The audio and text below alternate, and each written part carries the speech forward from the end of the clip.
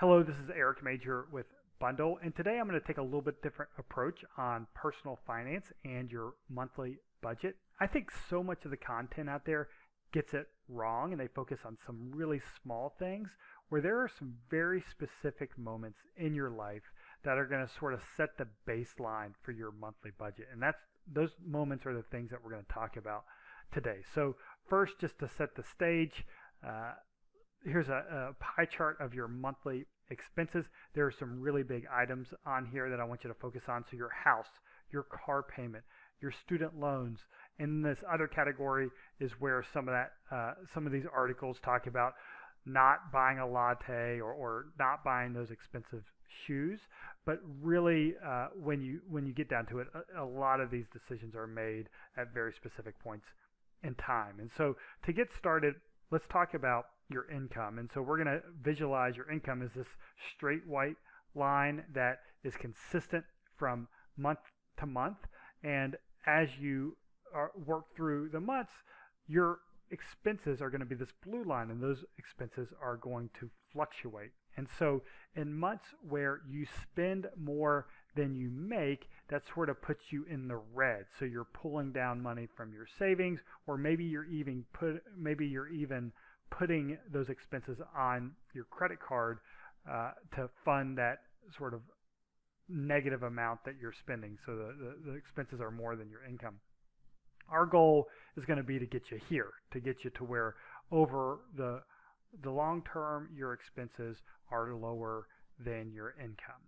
And so one thing that I really want to focus on is the fact that you have some very important things that don't change. So these things are going to be flat for a good amount of time. So think about your car payment, your rent or your mortgage, or your student loan. So these things are going to stay the same. And that's a lot of what these big moments are going to focus on, is when do those core decisions actually get made. And so again, our goal is to get you here, including everything where overall you're saving money on average every month. And so the first big life decision for your monthly budget is going to come when you decide on student loans. So what college do you decide to go to? Do you decide to go to college at all? And the really important thing here is to compare what your monthly student loan payment is to what you expect you'll make incremental in income. So let's go through an example where you have $50,000 in student loan debt. Your payment is going to be $530 a month. So you want to be somewhere north of that. You want to be higher than that in terms of what you make. So maybe you go to nursing school and you're able to make $1,000 more per month, all else equal. So you're out ahead of the game there.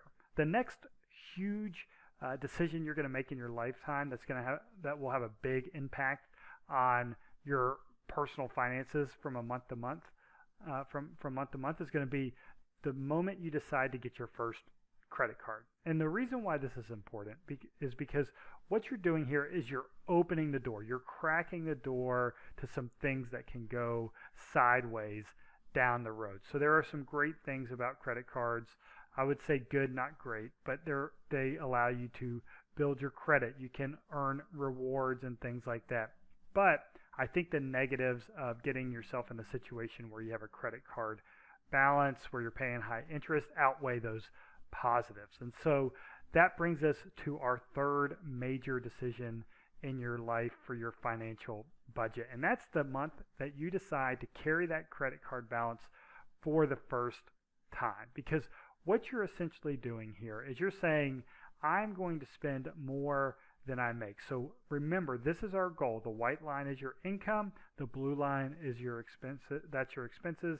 And so we want that to be lower, so you're saving money every month. When you start carrying a balance, you're saying, I am spending more than I make in a given month. So I'm putting myself in a negative situation every month. And that can get out of control.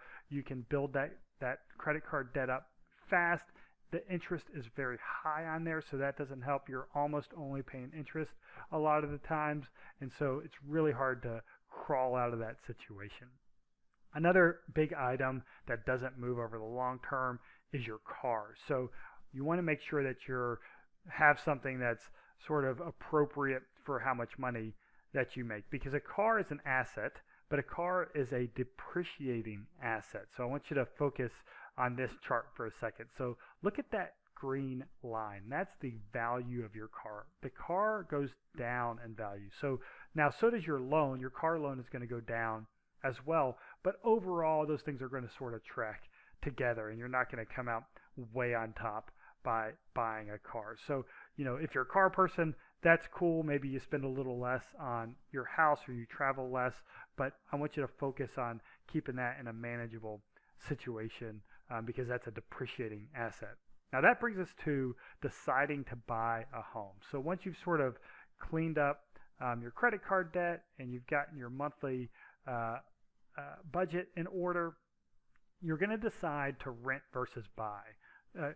I'm renting now. I'm renting a 1-bedroom. Now I want to buy a 3-bedroom, 2,500 square foot home. And so that's a key point that I think a lot of people miss, is not only are you making the decision to own versus rent, a lot of times you're making the decision to actually up your housing. So maybe you're in a 1 or 2-bedroom apartment now, and you decide to get that 2,500 square foot home. So it's sort of two decisions. You're increasing your housing expenses just because you're moving into a bigger house a lot of times. The next thing I want to talk about that's really cool about owning a home is the fact that, unlike your car, a house over the long term is an appreciating asset.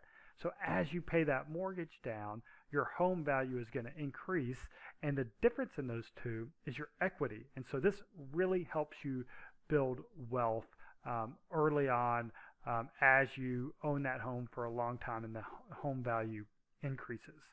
And so once you make that decision to buy a home, the other really key thing, and this is a very small amount of time that I want you to focus on, is that pre-approval letter. So you're going to go to the mortgage lender and you're going to say, I need a pre-approval letter. I want you to remember that mortgage lenders get paid more when you borrow more money. So they get paid more when you borrow $300,000 versus $200,000.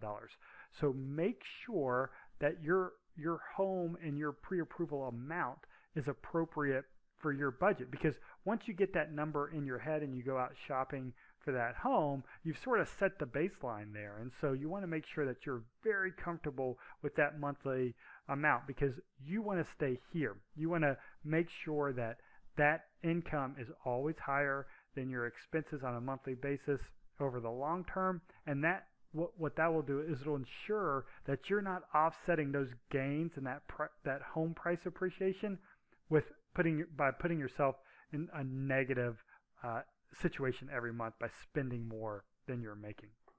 And so those are the things that I think that are just very, very important, and that happen in these very short increments of time in your life, and are much more important than buying that latte or buying those expensive shoes.